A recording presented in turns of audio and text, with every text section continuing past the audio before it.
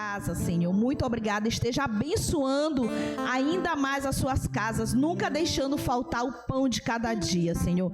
Esteja conosco em todos os momentos. Muito obrigado. Assim queremos te orar e te agradecer em nome de Jesus. Amém.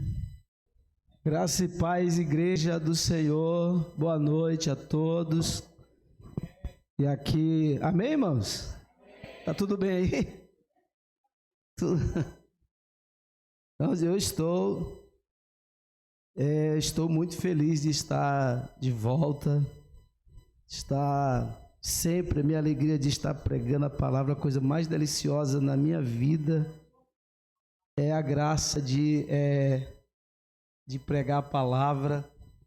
Então, enquanto estivemos no Rio, Deus nos deu a oportunidade de ministrar a palavra.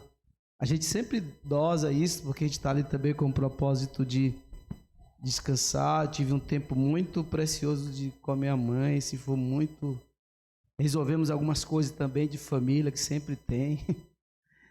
Mas Deus nos deu a graça de pregar também em alguns lugares que eu não tinha ido.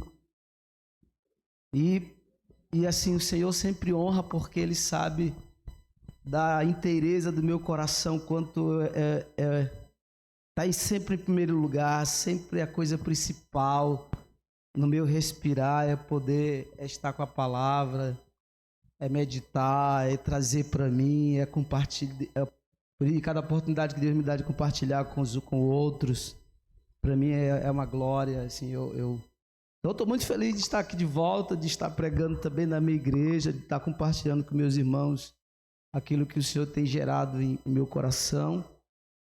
Então, sejam também muito bem-vindos todos, né, para esse momento aqui. Esse é um dos momentos mais sensacionais da nossa agenda, é sério. Porque a gente tem um tempo bem gostoso, realmente. A gente faz... Todos os cultos são maravilhosos.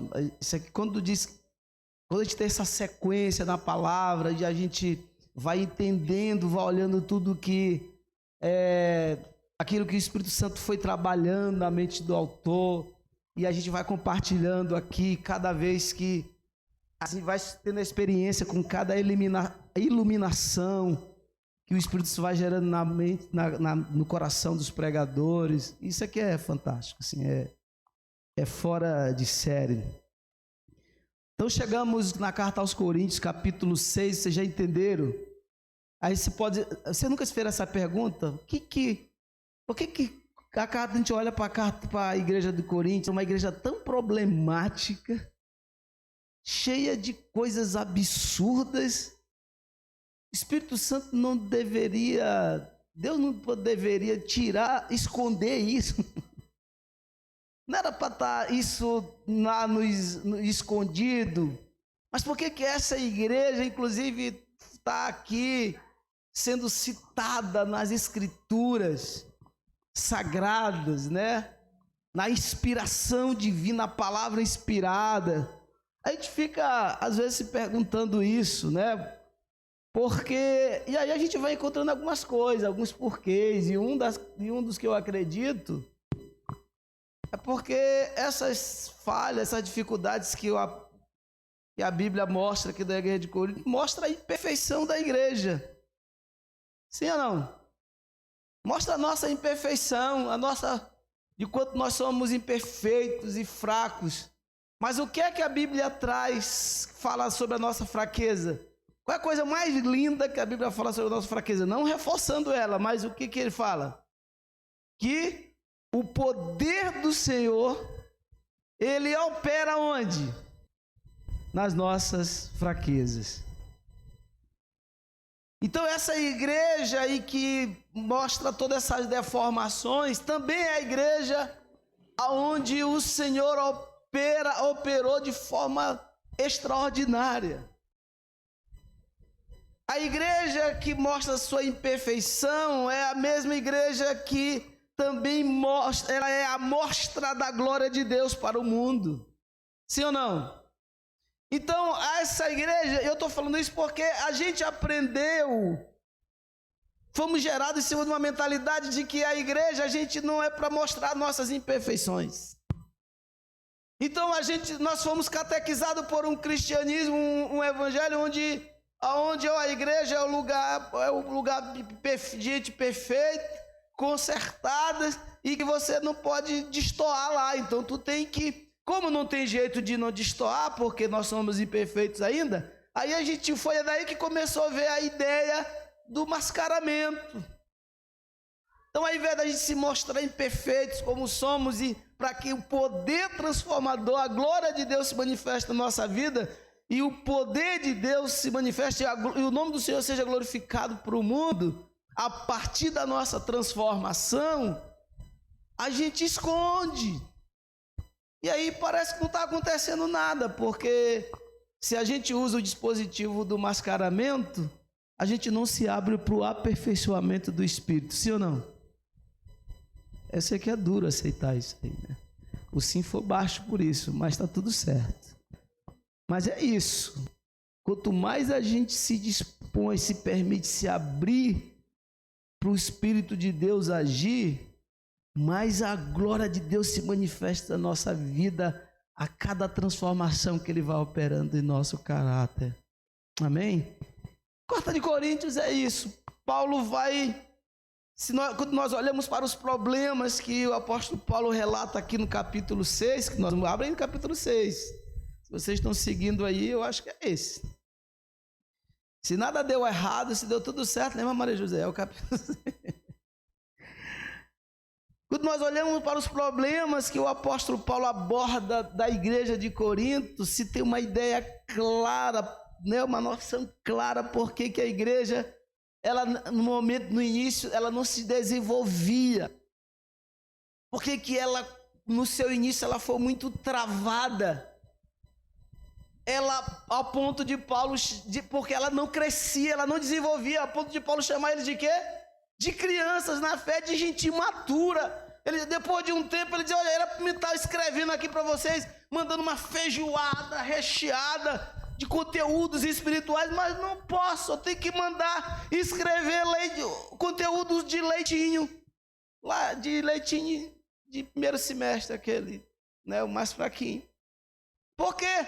Porque vocês esse tempo todo era para serem mestres, vocês ainda são crianças. Mas por que a igreja ainda era criança, ficava ainda batendo cabeça, não desenvolvia? Por causa desses problemas, dessas práticas deformadoras de caráter, desses problemas que atravessavam a vida dos crentes no meio da igreja, que eram questões inibidoras de crescimento, que a igreja não se dava conta.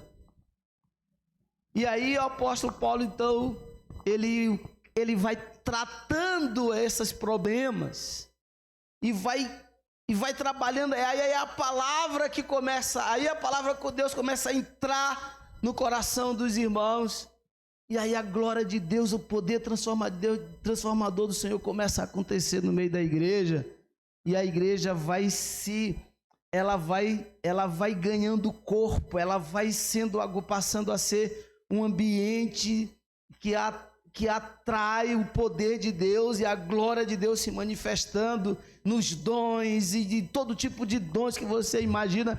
Deus passou a se manifestar na igreja de Corinto, à medida em que ela foi se permitindo ser tratada desses problemas sérios, pecados sérios, gravíssimos no sentido de resultado, de consequências, porque pecado é pecado, mas alguns têm impacto maiores do que outro na vida, na sociabilidade da igreja e dos crentes, na vida das pessoas. Então vamos lá para o capítulo 6, para a gente se dando conta do que Paulo está dizendo, porque ele vai tratar esses problemas, que estavam atrofiando o crescimento da igreja, e aí ele vai aproveitar isso para também doutrinar a igreja, para que eles passassem a viver como corpo de Cristo, para que eles entendessem a real noção de quem eles eram e da vinculação que eles tinham agora a partir do momento em que eles se entregaram a Jesus. Agora eles tinham um vínculo de pertencimento a Deus, e eles precisavam entender isso. Então diz assim, capítulo 6: ousa algum de vós, vocês vão identificando os problemas à medida que a gente vai lendo, tá? Porque depois a gente vai entrar neles. Mas à medida que a gente vai lendo, você já vai identificando os problemas que eu estou chamando aqui de inibidores de crescimento. Ousa algum de vós, tendo algum negócio contra outro, e a juízo perante os injustos, e não perante os santos? Não sabeis vós que os santos hão de julgar o mundo? Ora, se o mundo deve ser julgado por vós, sois porventura indignos de julgar as coisas mínimas, que é as coisas da terra, né? Não sabeis vós que havemos de julgar os anjos, quanto mais as coisas pertencentes a esta vida? Então, se tiver de negócios em juízo pertencente a esta vida, aonde pondes para julgá-los o que são de menos estima na igreja? Para vos envergonhar? Ou digo, não há, pois, entre vós sábios, nem mesmo um que possa julgar entre seus irmãos? Mas o irmão vai a juízo com o irmão, e isto perante infiéis. Na verdade, é já realmente uma falta entre vós, terdes demanda uns contra os outros. Por que não sofreis antes a injustiça? Por que não sofreis antes os danos? Mas vós mesmos fazeis injustiças e fazeis o dano, e isto aos irmãos. Não sabeis que os injustos não hão de herdar o reino de Deus? Não erreis, nem os fornicadores, nem os idólatras, nem os adúlteras, nem os efeminados, nem os sodomitas, nem os ladrões, nem os avarentos, nem os bêbados, nem os maldizentes, nem os roubadores herdarão o reino de Deus. É o que alguns têm sido, mas haveis sido lavado, mas haveis sido santificados, mas haveis sido justificados em nome do Senhor Jesus, pelo Espírito de Deus. Todas as coisas me são lícitas, mas nem todas as coisas me convêm. Todas as coisas me são lícitas, mas eu não me deixarei dominar por nenhuma. Os alimentos são para o estômago, e o estômago para os alimentos. Deus, porém, aniquilará tanto um como o outro. Mas o corpo não é para a fornicação, senão para o Senhor, e o Senhor para o corpo. Ora, Deus, que também ressuscitou o Senhor, nos ressuscitará a nós pelo seu poder. Não sabeis vós que os vossos corpos são membros de Cristo? Tomarei, pois, os membros de Cristo e os farei membros de uma meretriz, que aqui traduzido é prostituta? Não, por certo. Ou não sabeis que o que se ajunta com uma meretriz faz-se um corpo com ela? Porque diz, serão dois uma só carne. Mas o que se ajunta com o Senhor é um mesmo espírito. Fugir da fornicação. Todo pecado que o homem comete é fora do corpo, mas o que fornica peca contra o seu próprio corpo. Ou não sabeis que o vosso corpo é templo do Espírito Santo, que habita em vós, proveniente de Deus, e que não sois de vós mesmos, porque fostes comprado por um preço? Glorificai, pois, a Deus no vosso corpo e no vosso espírito, os quais pertencem a Deus. Amém? Senhor, que Tu nos dê luz, ilumine nossa mente, nosso coração, e nos faça, Senhor, entender, compreender o que o Senhor quer de nós, o que o Senhor quer consertar em nós por meio da Tua palavra. Que essa palavra, que é o dínamo do Senhor, ela venha realmente explodir em nós, em nossas estruturas deformadas, e que o Senhor nos faça de novo, de dentro para fora, todos os dias, por meio da Tua palavra. Faz que os resultados que o Senhor planejou para cada um dos Teus filhos nessa noite, ao estarmos em contato com a Tua palavra, seja cumprido cumprido, Senhor, para a tua glória e honra, em nome de Jesus. Amém? Amém, meus irmãos. Esse texto aqui Paulo, ele é uma palavra, esse trecho da carta que Paulo escreveu é um trecho duro, né? Assim como todos os outros, né? Alguns ele pesou bem, bastante. Aqui ele traz muitas ênfases. Faz com que esse capítulo da carta, assim, para você entender esse trecho, né? Porque essa carta, ela não era lida na igreja por capítulos, era um texto. Paulo escreveu um textão, ia escrevendo, né? Agora, o que é também importante a gente falar aqui das cartas, é que as cartas elas tinham um poder, a igreja recebia com as cartas tinham um respaldo tão profundo no meio para a igreja, para os crentes, que era quase que a própria substituição dos apóstolos. Era quase que os apóstolos eram substituídos pelas cartas. Então, quando eram lidas, agora vamos ler uma carta que Paulo escreveu para nós. Tem um trecho dela, o trecho vai ser esse, que para nós é capítulo 6, para eles é um trecho. Aí a pessoa ia lendo lá. E você imagina isso, imagina essa cena, eu estava fazendo esse exercício hoje. Imagine o contexto em que eles estavam vivendo, e era isso mesmo, o contexto era mais ou menos esse, contexto histórico aqui resumido.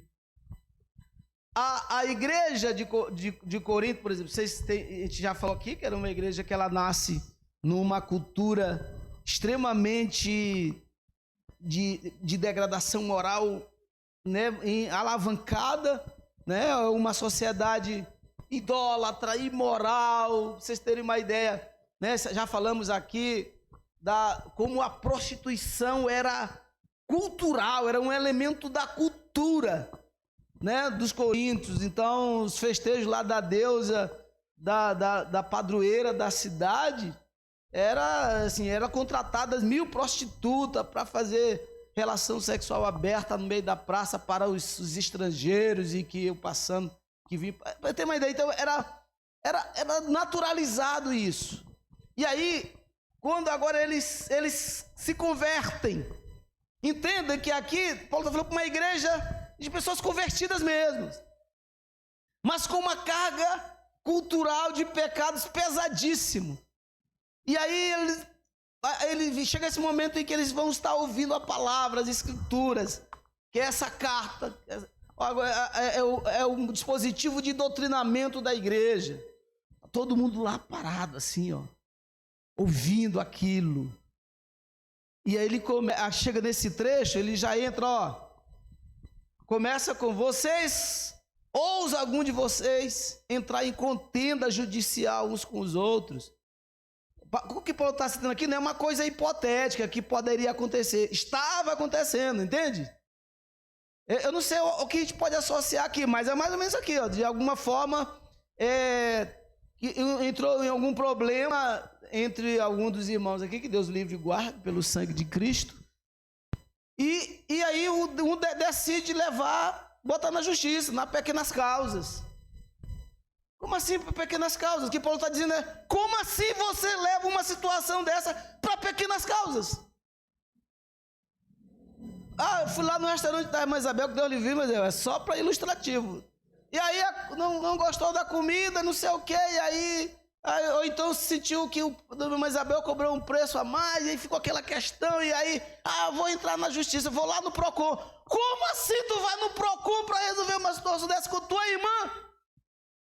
É isso que Paulo está dizendo. Como assim? Por que ele está dizendo?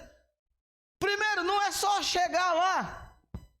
Ele está dizendo, primeiro, ao invés de procurar o Procon para resolver uma questão dessa com a tua irmã, irmão, pega o teu, estava ruim, vai lá, toma um sal de fruta, toma um sorrisal, e depois o estômago vai, depois amanhã tu não vai nem pensar nessa comida que tu comeu. Assuma esse dano, esquece isso. Se você for injustiçado, entrega para o Senhor, quem vai dar conta disso é o Senhor. É isso que pode dizer. E assim, eu estou falando aqui, mais nesse tom, porque é mais para ilustrar, porque a ênfase que ele dá aqui é de ênfase mesmo. Ele está indignado por ver irmãos em litígios judiciais dentro da igreja. Ele está indignado. E eu estou tentando ilustrar aqui, mais ou menos. Não tem nem água aqui, né? Estou me ferrando aqui com a minha garganta. Mas é mais ou menos isso. Aí ele vai dizer, será se na igreja não tem, nem na liderança, na célula, nem na supervisão, nem os pastores, nem do ministério, não tem ninguém que tenha um mínimo de sabedoria para botar vocês frente a frente e vocês chegaram num consenso? Será que o Espírito Santo você não deu uma abertura? Para o Espírito Santo não é capaz de agir no meio de você para vocês resolver essa questão antes de levar para o PROCON, ou de levar para pequenas causas, ou levar para que quer que seja? Essa é a questão que ele começa assim, né? Ele começa assim. Então ele começa preparando o terreno, porque ele vai chegar num negócio bem mais profundo, né? Mas ele começa assim. Então esse trecho aqui que Paulo está dizendo, o que ele vai dizer no versículo 4, ó. Não, então, se tiverdes negócios em juízo pertencente a esta vida, o que ele quer dizer com isso? É isso que eu estou citando, por isso que eu dei esses exemplos. São coisas simples da vida, que a igreja era tão imatura, tão criança, que eles eram tão consumidores de picuinhas, de resenhinha, que eles não tinham capacidade de sentar para conversar, para resolver suas questões pessoais. Aí tudo levava para os tribunais de Roma. Aí quando Paulo sabe disso, ele fica indignado. E aí ele vai dar alguns ele vai dar o contra-argumento de Paulo, é que é fantástico demais, é que é lindo mesmo. Aí ele vai dizendo, né, por que vocês fazem isso? Para passar vergonha. Para Paulo, quando dois crentes não conseguem resolver questões pessoais entre eles, não tem maturidade para resolver, ele diz que está colocando a igreja e o evangelho ao ridículo, à vergonha. Eu acho isso aqui forte, gente, não sei vocês. Eu acho isso aqui forte. Então, ele diz assim, ao versículo 5, para vos envergonhar. Digo, não há, pois, entre vós sábios, nem mesmo um que possa julgar entre seus irmãos. É preciso que você leve entre as causas de vocês, entre os irmãos, perante gente infiéis. Ele está falando dos juízes, das cortes, né? Que quando essas questões, eles armavam cortes, e aí os juízes, as comarcas de Roma, mandavam algumas pessoas para servir de juiz, para julgar essas causas. E isso acontecia normalmente. O que Paulo está indignado a indignação de Paulo passa por duas coisas. Primeiro já passa por, ele não está questionando o fato de ter demandas, né? Dessas demandas chegarem, dos irmãos terem diferenças. Agora ele está dizendo que ele está condenando a incapacidade de resolverem essas questões. Ele está meio que dando uma agulhada, porque ele diz assim, primeiro, que você não era nem para ter, não era nem para ter essas questões, que isso é muito pequeno. Ele está dizendo a coisa, aí o que ele vai dizer? Eu acho isso aqui demais. Assim, se eu tivesse algumas questões hoje aqui, eu ficaria com vergonha alheia de mim. Ele está dizendo assim, olha, na verdade já é uma falta entre vós, vocês terem demanda uns contra o outro. Isso aí já é uma vergonha, já é uma coisa indigna, uma coisa absurda, você castigar e levar e empurrar essa questão até agora, que você já devia ter resolvido há muito tempo. E aí está dizendo, isso já é um absurdo. Agora, aí ele vai dizer, por que você leva isso? Por que o 7? Pode olhar aí na Bíblia de vocês. Por que você não sofre esse dano, essa injustiça? Por que você tem que brigar por a tua razão, a menor vírgula, o ponto e vírgula, porque tu precisa ter razão. Da onde vem essa tua necessidade de ter razão em tudo? Da onde vem? Para que isso? Aí ele vai dizer, só isso já é um absurdo. Já é um absurdo. E depois ele vai dizer por quê, tá? Por que não sofreis esse dano? Por que você não pode ser machucadinho, não pode ser magoado? Que esse é um bebezinho, né? Na igreja está cheia de gente assim. A igreja está cheia de... Não aqui, né? Graças a Deus. Tomara que não, né? Tomara que... Mas lá na igreja do nosso primo, está cheio de um monte de gente que não pode dizer nada. Parece que ainda precisa de chupeta porque disse uma coisa, tá lá, precisa de pipo. Paulo está dizendo, olha, isso já é absurdo. Por que você não aguenta isso? Por que você não busca no Senhor a capacidade de relevar isso? Por que tem que ter razão em tudo, na menor vírgula da situação? Aí vem comigo pro 8 para tu ver, se você tiver coragem. Mas vós fazeis a injustiça e fazeis o dano. Olha o que está dizendo. Olha o 8 aí, se você tiver coragem. O que ele está dizendo? Você, criatura, que agora está querendo ter razão na menor vírgula, é a mesma criatura que também vai causar dano em alguém. É a mesma pessoa que vai estar em falta com alguém em algum momento. Vós mesmo fazeis injustiça e fazeis o dano, isto ao irmão. Como é que tu não tem consciência do que tu está fazendo? Aqui Paulo repreende tanto aqueles que quer ter razão, que não aguenta sofrer injustiça, que não aguenta sofrer ser magoado, machucado. Não, ele está dizendo, Paulo não está fundamentando isso, ele não está legalizando essa prática. Inclusive no 8 ele vai dizer assim, e você? Por como que você tem coragem de causar dano, prejuízo ao teu próprio irmão? Como é que tu tem coragem de difamar? Como é que tu tem coragem de ferir? Como é que tu tem coragem de causar esse dano de qualquer ordem que seja para o teu próprio irmão? Deu para sacar aí como é que é o negócio?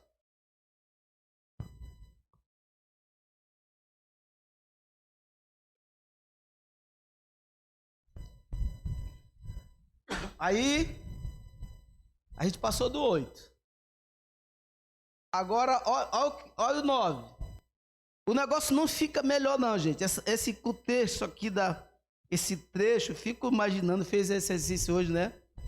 Ficava imaginando os irmãos ali, assim, quase sem respirar, ao ouvir essa carta do apóstolo Paulo, né? Ao 9, não sabeis que os injustos não hão de herdar o reino de Deus? Aí ele vai dar uma lista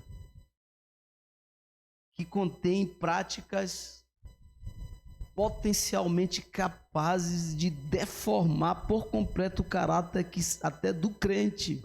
Presta atenção nisso.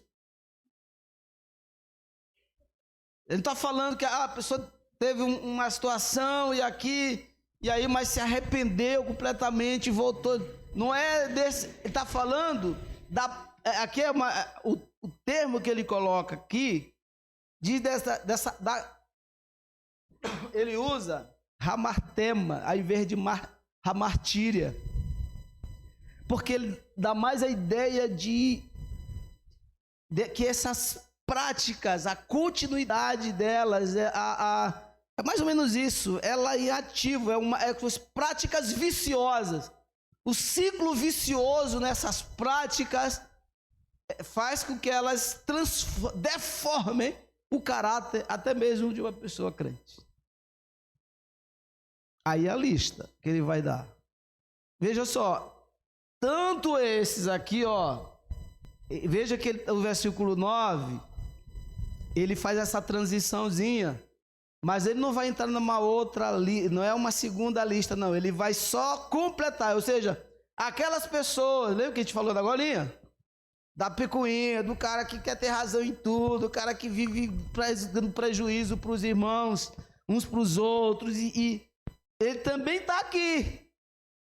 Ele só vai agora complementar a lista, que ela é também emblemática, porque tem outras coisas. Ele vai dizer, ó, não erreis.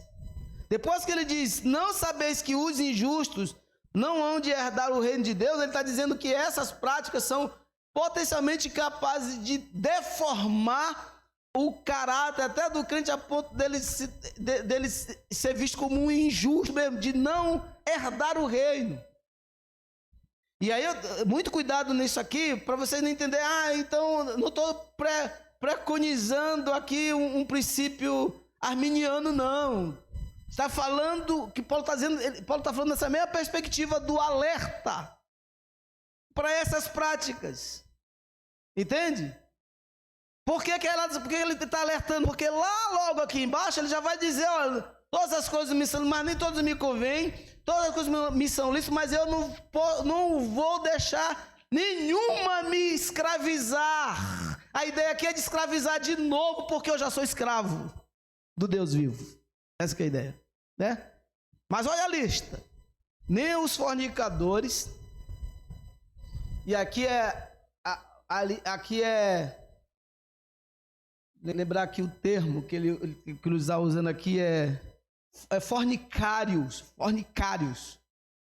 que é a ideia de, porque a gente está entendendo que fornicação como uma coisa do sexo entre pessoas que estão namorando, noivado, mas quero sexo, então eles fornicaram. A gente diminuiu essa coisa, né?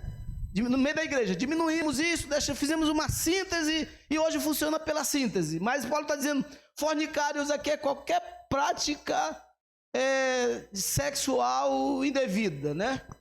Qualquer prática sexual indevida, ele está dizendo aqui, ó, nem os fornicadores, que é essa visão geral das práticas ilícitas, sexuais ilícitas, nem os idólatras, aí ele vai voltar, nem os adúlteros, aí já é mais específico, que é a prática sexual fora do casamento, né? Ele tá aqui dentro. Nem os efeminados, quando junta a palavra efeminados com sodomitas, é que chega no termo que a gente conhece como homossexualismo. Nem os ladrões, nem os avarentos, nem os bêbados, nem os maldizentes, nem os roubadores, e aí herdarão o reino de Deus. Então, uma consequência de Paulo começa com uma coisa, com situações mais leves, mas que leve assim, menos pesada, né, mas que já era digna de indignação da parte do apóstolo Paulo, e deve ser da parte de todo aquele que tem o Espírito de Deus, que é aquela coisa da contenda, das demandas e fazer questão do causar prejuízo para os outros e não está nem aí, se retrata, e não se arrepende. Além desses, ele faz essa lista de práticas extremamente deformadoras, e essas práticas, e aí você vai entender, a igreja não crescia, né? A igreja não desenvolvia. Esse aqui lembra que Paulo está trabalhando em cima das coisas que impediu o desenvolvimento da igreja. Então, esses problemas que ele traz aqui, eles têm esse mesmo impacto.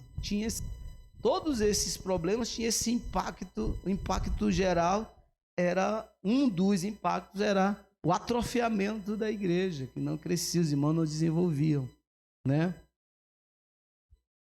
E aí ele vai dizer, ó, para não dizer que ele está fazendo, como ele faz algumas perguntas retóricas aqui, não sabeis, não sei o que, não sabeis, para Paulo não dizer, para eles não entenderem que Paulo estava lá filosofando, ou então colocando fazendo perguntas retóricas, para não dizer que ele estava só no discurso, ele está dizendo, olha o 11. E é exatamente essas coisas que ele falou antes, olha só. Ele vai dizer, e é o que alguns têm sido. E é o que alguns têm sido. Então, pode dizer assim, Paulo não está falando de coisas assim, da casa do primo, do primo de vocês. Não, lá na igreja, lá entre os irmãos, ele está dizendo, algum de vocês tem sido isso. Estão tão adormecidos que não se permitiram ainda que a palavra que transforma, que o milagre da transformação do caráter, que regenera o caráter, não chegou em vocês. Aí Paulo está dizendo isso. Alguns de vocês têm sido, mas ele está dizendo aqui, mas vocês foram, né? Haver sido lavado é uma ação, o verbo, esse verbo aqui é auristo, é uma ação única no passado. Paulo está dizendo, vocês já foram lavados. Vocês já foram, qual é a próxima? Santificados. E vocês já foram justificados em nome do Senhor Jesus. Você entende por que ele está indignado e reprovando aquelas práticas? São práticas que quem permanece nelas não herdarão o reino dos céus, mas ele está dizendo, alguns de vocês estão fazendo, então como é que vocês estão fazendo isso depois de já ter sido lavados, santificados e justificados? Não cabe. Paulo está dizendo, essas atitudes não cabem mais. Não tem como. Não encaixa. Não encaixa na nossa vida, amém ou não? Nenhuma dessas práticas não encaixa mais. Não cabe para nós. Essas práticas elas são potencialmente capazes de deformar o nosso caráter, mas agora não cabe mais. Elas não fazem parte. Não entra, não encaixa mais. Não tem vaga. Não tem como. Nenhuma delas. Nem essa lista aqui e nem a que ele falou antes, das contendas, né, do negócio. Né? Não cabe. Por que não cabe? Por que não cabe, apóstolo Diego? Porque já foi o quê? Lavados, santificados e justificados em nome do Senhor Jesus. Por isso que não cabe. E aí, o do 12 em diante, ele vai aprofundar essa questão que ele abre aqui no 11. Então, ele vai dizer, todas as coisas me são lícitas, mas nem todas as coisas me convêm. Todas as coisas me são lícitas, mas eu não me deixarei dominar por nenhuma. O que Paulo está dizendo agora? O que vai, se não cabe mais, se eu já fui santificado, lavado, santificado e justificado pelo nome do Senhor Jesus, e essas coisas estão pairando ainda, porque eu estou no meio de uma sociedade, num contexto onde isso é bem presente, naturalizado, o que faz agora? Paulo está dizendo, então você vai ter que viver de escolhas. Entende? Quantos estão entendendo aqui? O raciocínio que Paulo está trazendo. Agora é escolha. Balizado em quê? No que está todo mundo fazendo? Não. Nem quem tu és agora. Uma vez que tu foi lavado, santificado e justificado, a tua escolha não pode ser mais o que todo mundo. Porque todas as coisas são lícitas. Você pode fazer. Inclusive, isso aqui podia fazer na época? Como não? Essas práticas sexuais mais absurdas. Podia fazer no contexto da sociedade de Corinto, sim ou não? Alguém ia preso por essas coisas? Vocês acham que ia? Ia nada. Eram coisas normalizadas, algumas delas legalizadas, outras, todas elas naturalizadas na mente das pessoas na época. Então, era lícito fazer? Era. Mas Paulo está dizendo agora, mas para vocês que foram... Por isso que esse 11, ele é muito eixo, ele faz essa transição muito linda, né? Mas para vocês que foram o quê? Lavados, vamos lá, repete comigo. Lavados, santificados e justificados. O critério, que é essa palavra que ele usa aqui, ó, é critério, no grego é critério. Ele está dizendo, agora ele vai dizer, o critério agora da escolha, não é mais em cima das coisas que são listas, mas de quê? Coisas que me convêm. E o que significa me convém? A tradução disso aqui é úteis. Mas no nosso dicionário português, você pode, qualquer dicionário desse que a gente ganha da escola, hoje não ganha mais, né? Olha lá, o que convém significa útil, adequado e proveitoso. Essas três palavras estão lá no dicionário definindo o que é convém para o nosso português.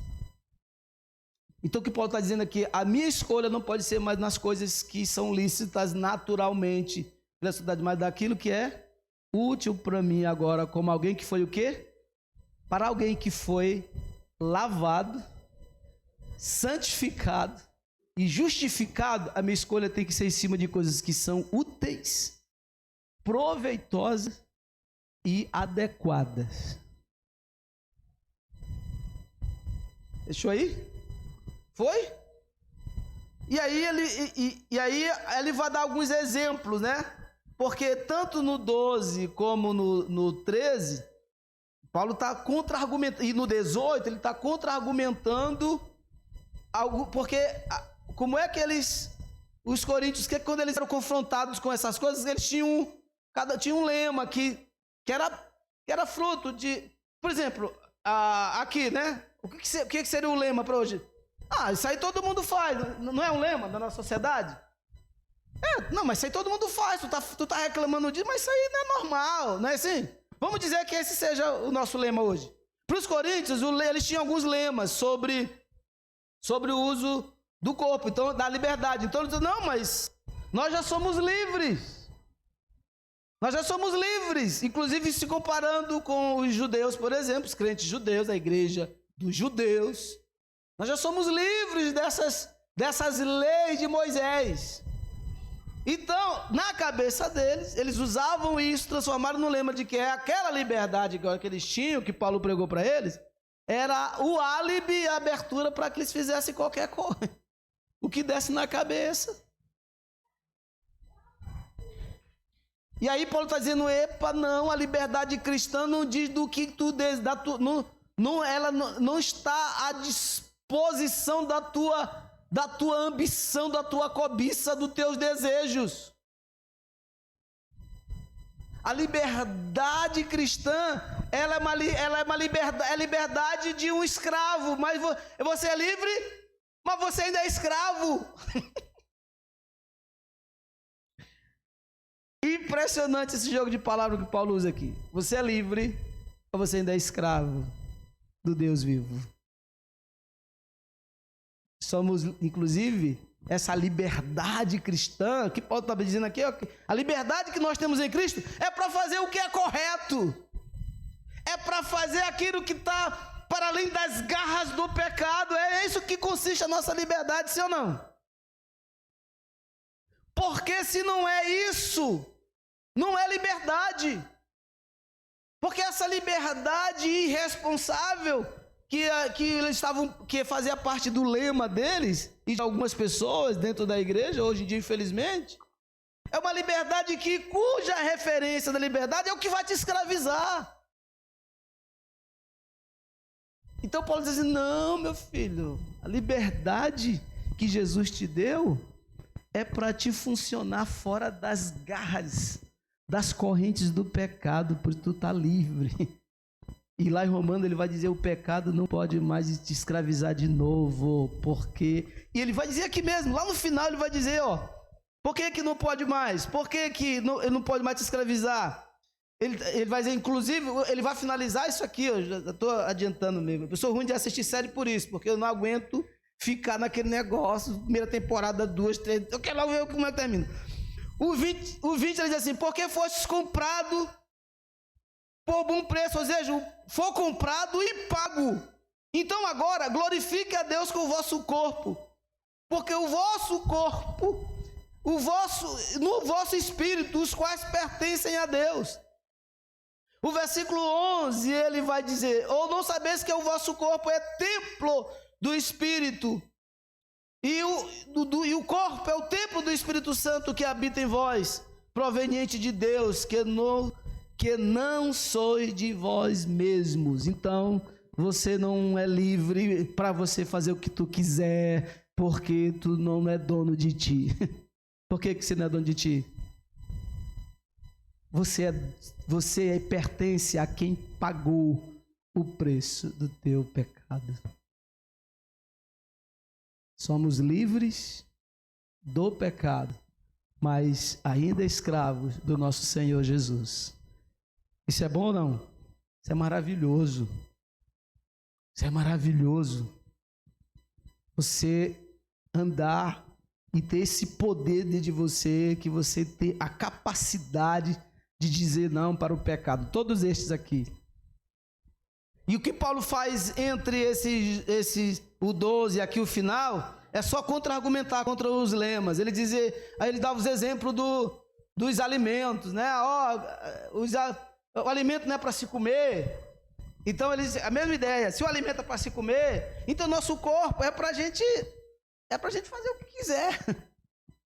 Paulo está dizendo não. O alimento sim, os alimentos são para o estômago e estão para os alimentos, mas no final Deus vai acabar com todos eles. Mas o teu corpo não vai ser. Teu corpo tem um propósito. Aí qual é o propósito? Ele vai apontar para onde? Para a ressurreição de Cristo. Olha aí. Ele vai dizer, o teu corpo tem um propósito. O teu corpo, versículo 13. Ainda, mas o corpo não é para a fornicação, senão para o Senhor, e o Senhor para o corpo. O 14, ora, Deus que também ressuscitou o Senhor, nos ressuscitará a nós pelo seu poder. O teu corpo não vai ser destruído, porque esse corpo vai ser transformado. Esse corpo, ele vai ser evocado de novo, porque ele mesmo corpo que Jesus subiu aos céus, é o mesmo corpo que nós iremos herdar. O teu corpo não é para te fazer o que tu quiser. A Bíblia diz que, confere comigo, a Bíblia diz o quê? O fogo dará conta dos seus mortos, não é? Lá no último dia, o que mais? A terra dará conta dos seus mortos. O mar dará conta dos seus mortos. Não importa do que a pessoa morra, no final ela vai ressuscitar com o seu corpo, porque esse corpo vai ganhar propriedades celestiais para viver na eternidade. Teu corpo tem um propósito. O que você faz com o teu corpo? Essa é uma pergunta de hoje. É por isso que Paulo contra-argumenta. Por acaso tu não sabe que o teu corpo é santuário do Espírito? Porque o teu corpo tem um propósito. Hoje, porque ele é templo do Espírito Santo, ele é sagrado e ele tem um propósito para a eternidade. Ele será ressuscitado e vai ganhar propriedades celestiais para viver a eternidade. Lembra que o anjo disse para os discípulos, estava todo mundo assim olhando Jesus quando estava subindo? Ele diz, esse do mesmo jeito que vocês estão vendo ele subir, ele vai descer. Jesus estava com o corpo o quê? Transfigurado? Ele estava como Jesus. Normal, lembra? Agora bora lá. Ah não, mas aquele corpo, o túmulo lá, não comeu? Não. Terceiro dia ele ressuscitou. Já com o corpo celestial, lembra? Lembra que ele chega... Quando ele chega no meio dos discípulos, ele bate na porta? Depois que ele ressuscita, ele bate na porta? Alguém abre a porta para Jesus entrar? Ele entra como? Mas ele está do mesmo jeito. Sacou aí? Aquele corpo, por isso que ele diz que o corpo dele é primícias. Primícia significa que é o primeiro fruto. Aquele corpo que Jesus subiu aos céus, que o anjo diz que é o mesmo que ele vai descer, é um corpo já com propriedades celestiais. Aparência aqui, ó. Aqui desse jeito. Então, se você não se achava bonito até agora, começa a te achar, porque é com esse aí, querido, que você vai ver a eternidade. Só vai receber algumas propriedades celestiais. Então, cuida desse corpo, pelo amor de Deus.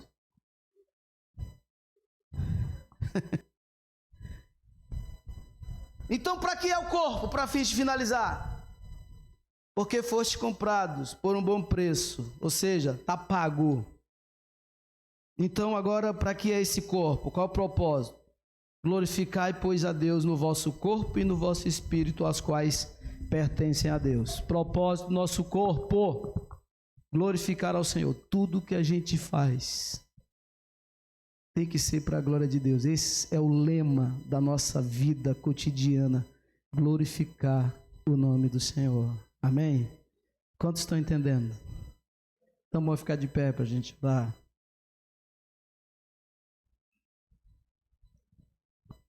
E enquanto você vai ficando de pé,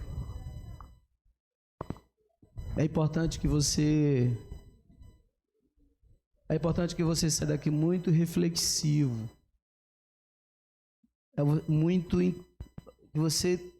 introspectivo até acerca do que as Escrituras se revelou para nós nessa noite, daquilo que Deus revelou para nós.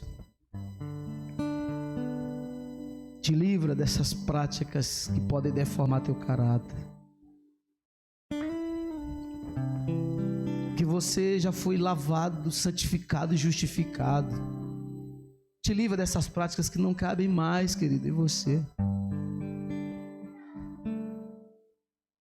Que se você ficar fazendo questão de tudo e vai me ferindo, vai machucando, vai causando dano em pessoas, daqui a pouco você está a pessoa, em vez de ser uma pessoa transformada, melhorada, você está piorado. E isso não cabe mais para ti. Não cabe mais.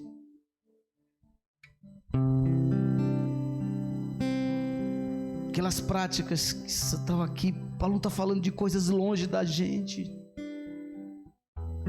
Está falando das ambições, do desejo da nossa carne. Ele faz diferença entre sarque e soma. Sarques é essa carne que ambiciona, que deseja, que não importa, é o desejo pelo desejo. Soma é o corpo que tem propósito divino para a eternidade. Então, cuidado com isso. Te permite que o Espírito Santo que habita no teu corpo, permita que ele vá te transformando, permita a transformação do Espírito, porque a principal atribuição do Espírito em nós, morando em nós, é nos transformar à semelhança do Filho. Deus faz com que todas as coisas cooperem para o bem daqueles que amam ao Senhor, para aqueles que Ele tem propósito, que Ele tem chamado. E o chamado é esse, o 29 de Romanos 8, é nos transformar segundo a semelhança de Jesus, cuja única diferença será Ele ser o primogênito. O Espírito Santo está transformando a igreja. Permita que Ele te transforme. Permita que Ele te transforme.